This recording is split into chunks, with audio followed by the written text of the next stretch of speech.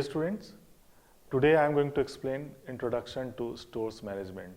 What are the basic functions, roles of store management plays. In one of the earlier videos, I have explained about the functions of procurement department and what are the practices, procedures for procuring the materials.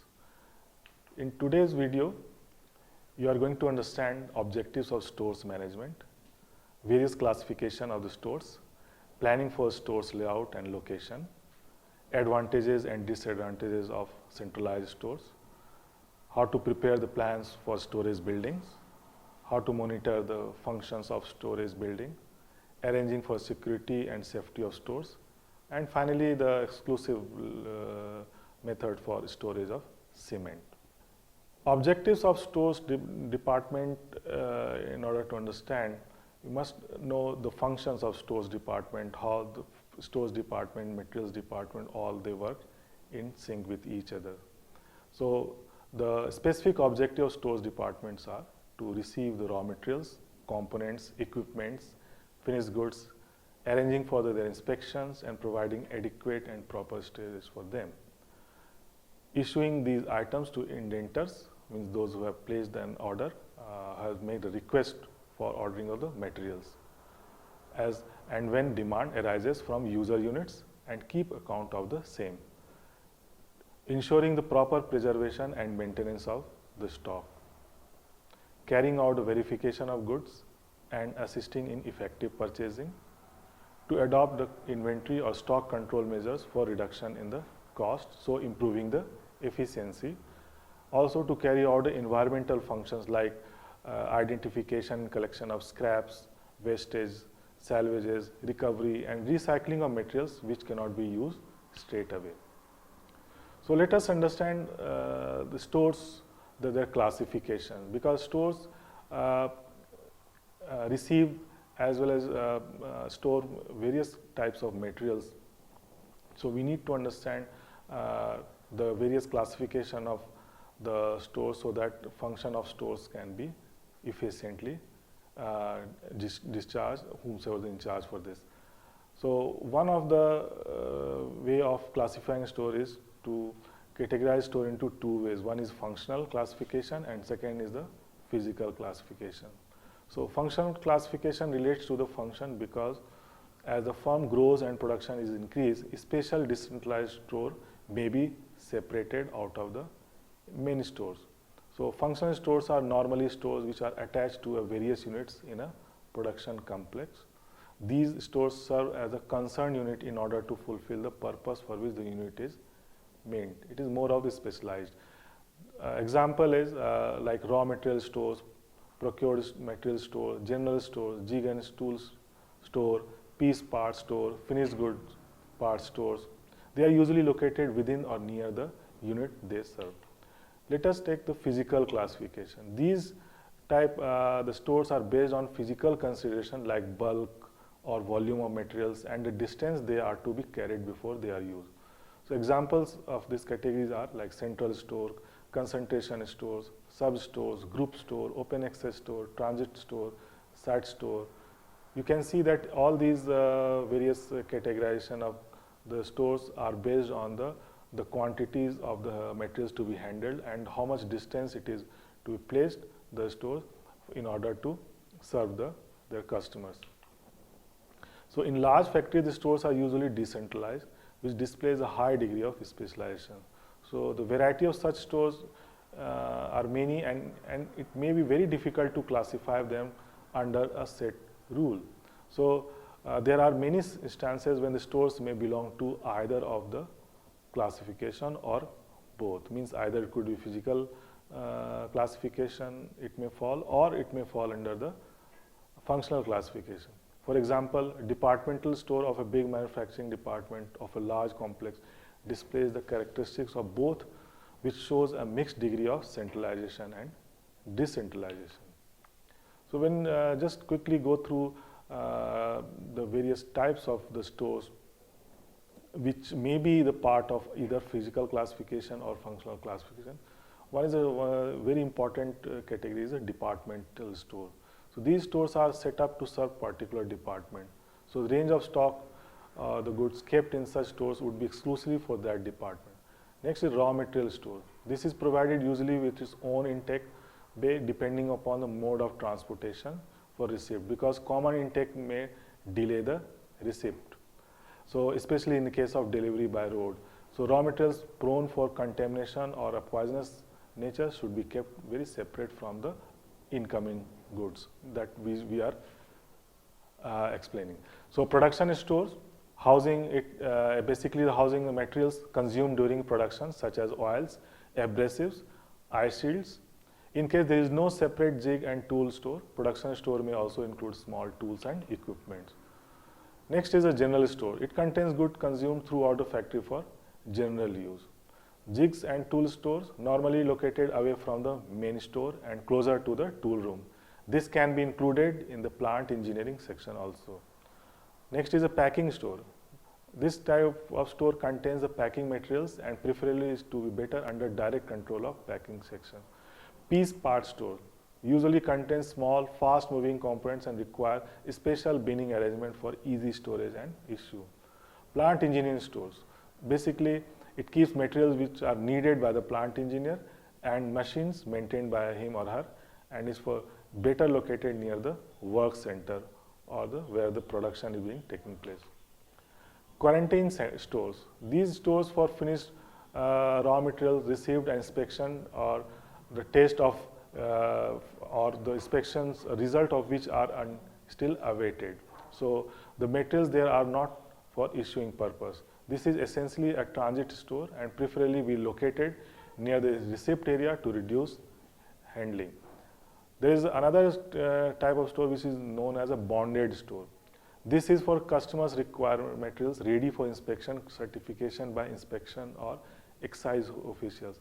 Basically, this kind of store is located in the customs areas, and also it should be located outside the main building to reduce the unauthorized entry there. Finished parts store, which is also known as spares parts store, there would be no need for this store if production flows could be perfect and spares were never needed for maintenance. However, seldom it happens. It may be required by the department to keep this kind of store. Work in progress store. This represents idle stock, and such stores may not be necessary in small production units. In bigger units where goods pass from one process to another and completely balanced flow of production is not possible, this kind of store is required. Next is semi-finished store. This is resembling the work in progress store. Transit store. These stores may be classified as separate store, but every store is a transit store where goods to supply support the work at distance place can be stored ready with the main item. Therefore, this comes under the both classification. Now, when we look at the centralization of store or central store, which is one of the main category of storing of materials. So central or main store is the store where the materials which are serving for all kind of the users. So any kind of, so it acts as a repository or the stocks for containing the materials of all category or types. So two forms of centralization are to be considered. One is single central store to cater for all needs of units within the single complex, and there could be a store to cater for units that are geographically separated. A central store in a small factory ensures better control, efficient record keeping, and quick communication. However, when the demand of production will push the store into continuously shrinking area, shrinking area will decrease. It would be better to consider store outside the production area with the facility for future expansion and power handling. So advantages of single store house is it provides more materials to be stored, and then a smaller storehouse can offer better stock control. You can use modern material handling method as far as possible. Goods in bulk occupying lesser space can be stored. Purchase in bulk can be had at a better price. So because central store facilitate the bulk purchase, so automatically the price can be negotiated and the cost of purchase can be reduced. Testing and inspection can be done in a better way with more area at disposed for such purposes. There are certain limitations of centralized stores. One, the cost of land or construction of a centralized storehouse may be very, very expensive because it may require large number of materials to be stored. This would involve extra transportation cost if user inputs, user points are or customers are very far away. So more staff might be required since the quantity handle is very large. So unless the organizational planning is good, there would be recurrent shortages as the direct control over complete stock is exercised. Fire accidents may cause more damages and greater loss of stocks, and hence fire precaution needed to be taken carefully. When we look at the stores, where the store should be located, it is very, very important to decide because once the location of store is decided, it cannot be changed very frequently. So the judicious selection of location is very, very important. So there could be a centralized, when there is a centralized production where the materials are collected at central store and delivered at their user points, this can affect the location of store. So the factors, other factors which are very important in location of stores are like whether work furnished with open access storage, is there any risk in bulk storage of material inside the factory, is the material handling is manual or power driven, does the store area remain open during night shift or overtime, are materials difficult to handle and transport. When the management is looking at the decentralized or dispersed production, looking at the stores for the decentralized or dispersed production, the following questions are to be answered. You can say these are the various factors that will decide about the location of store. The extent of geographical dispersion of the factories, do they differ considerably in size? Are their products similar? The volume and value of stock throughout the year are constant, varying. Are the materials handled hazardous or fragile? What is the mode of communication between various user points? What is the shelf life of materials? Are supervisor or operational labor available locally or not? What are the cost of transportation? What are the offloading or loading facilities available? Is there a need for inspection, testing of materials? So there are various practical challenges which are being observed, experienced in locating the stores properly. So it is necessary, however, to take into account the practical difficulties encountered while deciding on the location of new storehouse or stockyard. Some of these problems could be heavy capital investment may have already been made in existing storehouses or stockyards. Location of supply source may be unsuitable for the site envisaged. Lines of communication in physical sense as also by written words may too long to difficult. Seasonal demands are different for each of the constituents. Materials availability may not be consistent throughout the year. So I have just mentioned along with the storehouses, stockyard. So stockyard requirement is there because it is extremely costly and unnecessary to house all materials in a covered store building. So there are many or heavy, large or awkward shape items which do not deteriorate under weather conditions. These can be stored in an open stockyards subject to security conditions. So stockyard location also make significant contribution in location planning. So where stockyard should be located, it also should be judiciously decided. So usually a store or stockyard should be near as possible to geographical center of the area to be served. Mechanical handling becomes necessary in the stockyard if the goods are in bulk. So for transportation, those items to work central directly from the stockyard, also such appliances are useful. If the bulk materials in large sizes are kept in stockyards to save space, they require stronger foundation and costing more than of a normal building. They also need costly mechanical handling methods. Fencing and gates and other security may involve heavy expenses. Protection against spread of fires is provided by constructing barriers, walls, trenches, drainage, and channels. One of the most popular model which is being used in location planning is center of gravity model. So center of gravity model is used to find the optimal location for a store that minimizes the total transportation cost.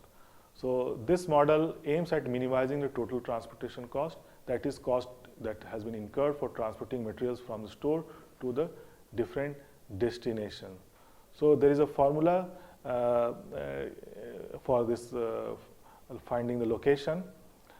Basically the location coordinate is being used to find the location, that is x and y coordinate.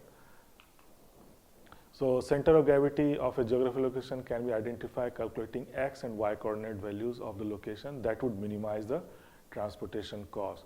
So we can see that there are x coordinate is being calculated and y coordinate is to be calculated. So x coordinate is calculated based on the x coordinate of the various user points where materials are to be transferred and how much quantities are to be transferred. So multiplication of the quantity and the coordinates divided by the summation of all quantities being handled used to calculate the x and y coordinates.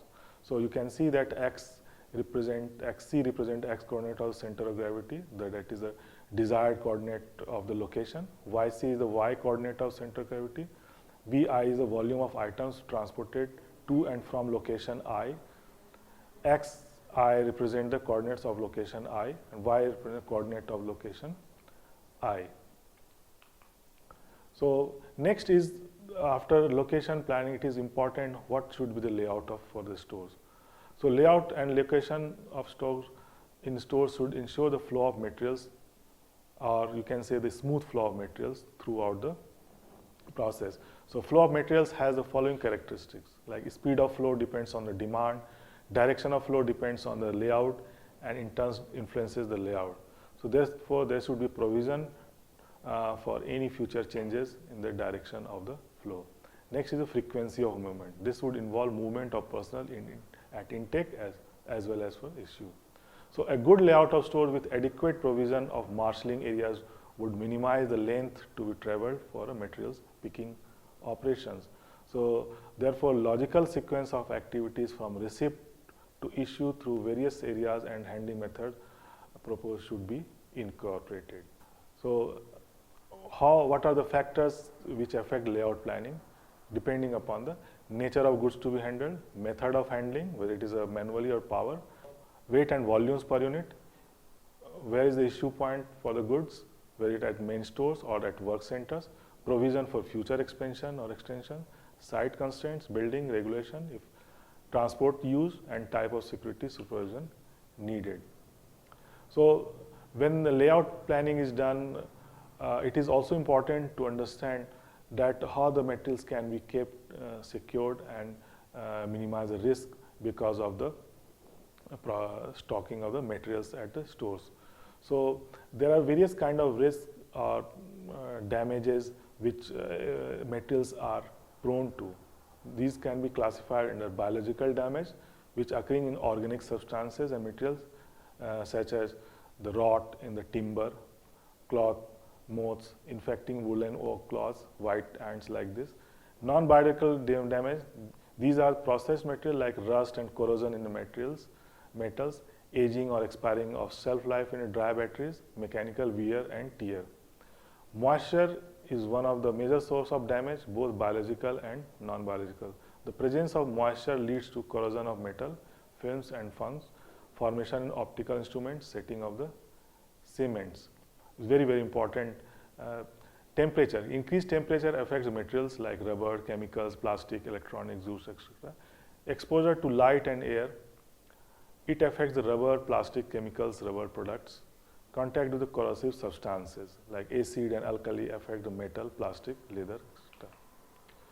In order to improve the efficiency of stores, there are following ways by which it can be done. One is financial, minimum capital blocked.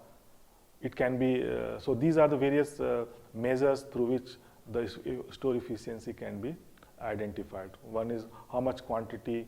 If you look at the financial consideration, the minimum capital block, high stock turn, low operating cost, minimum overheads. Similarly, for service consideration, like prompt responses to requests, issue of fresh materials, avoiding stock out, issue with least formalities. Third, control consideration.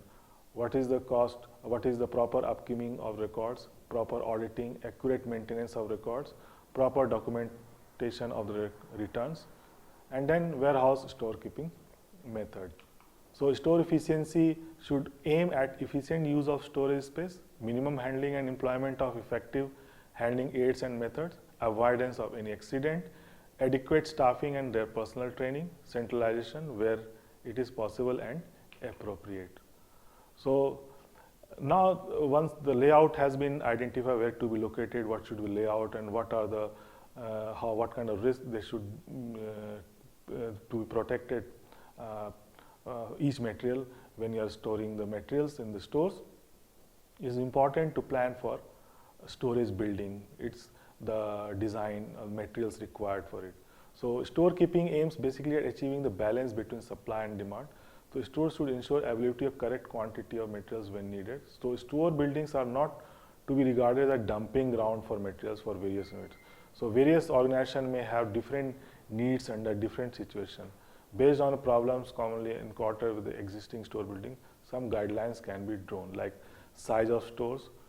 So in order to determine the volume of stores building and storage space, therein needed in organization may factors to be considered. One is storage activities involved, like receipt, sorting, storage, handling and issue.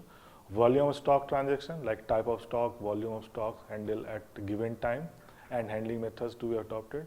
Handling methods, whether it is manual or mechanical power handling, and whether in the storage area. Materials to be stored, like what kind of the materials to be stored, physical characteristic, location of storage. Then size of storage. So size of storage, what is the storage method being applied, what are the physical characteristics of space available. Then next is site selection.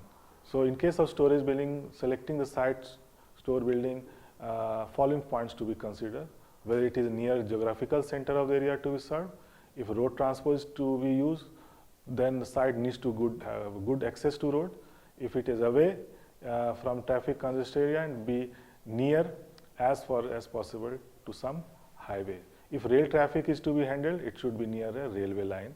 Site should be fairly level, proper drainage facility, and close to essential services like electricity and water supply. Space for movement of vehicles and provision for future expansion if required. Land cost should be reasonable, compliance to regulatory norm. The construction could be very important, whether it is a single storage, whether it is a multi-storage.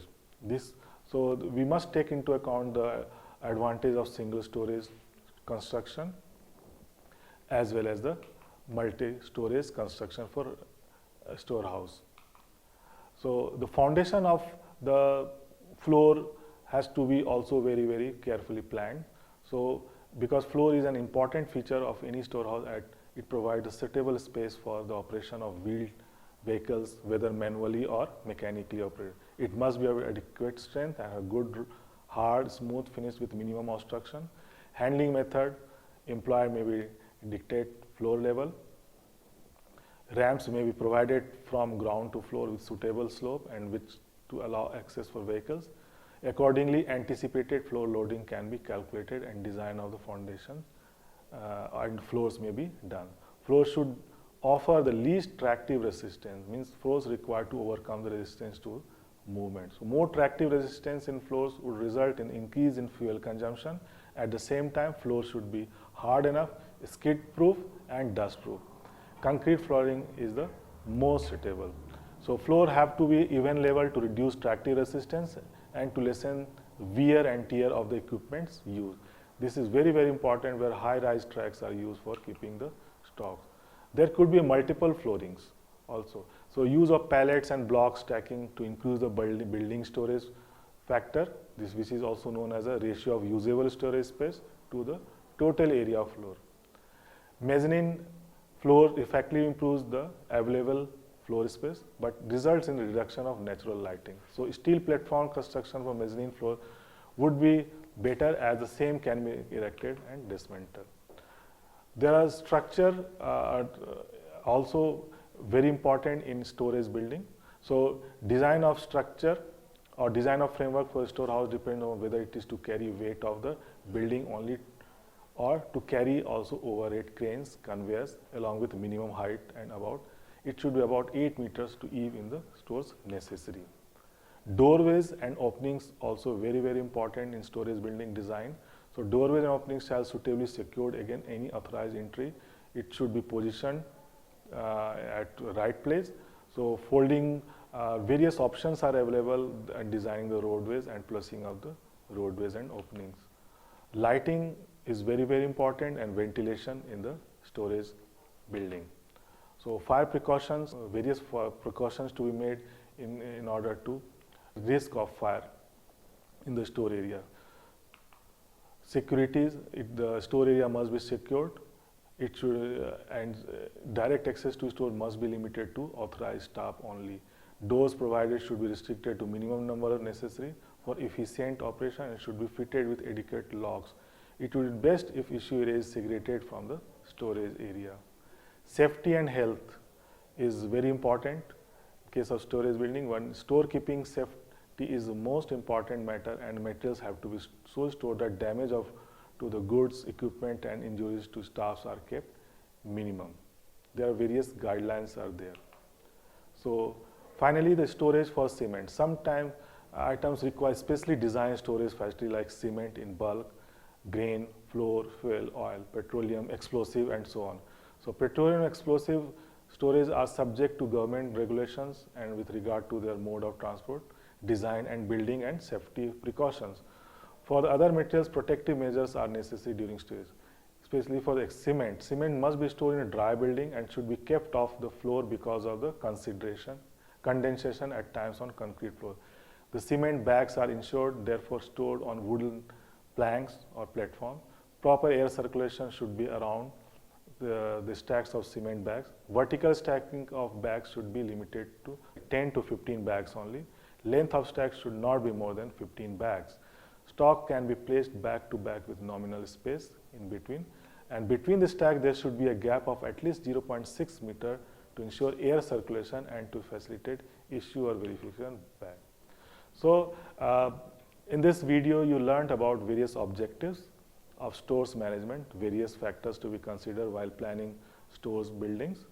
You also learned the various classification of stores along with the locations and layouts. Advantages and disadvantages of decentralized or centralized stores were discussed. You were also familiarized with the factors affecting security and safety of stores and method of storing cement.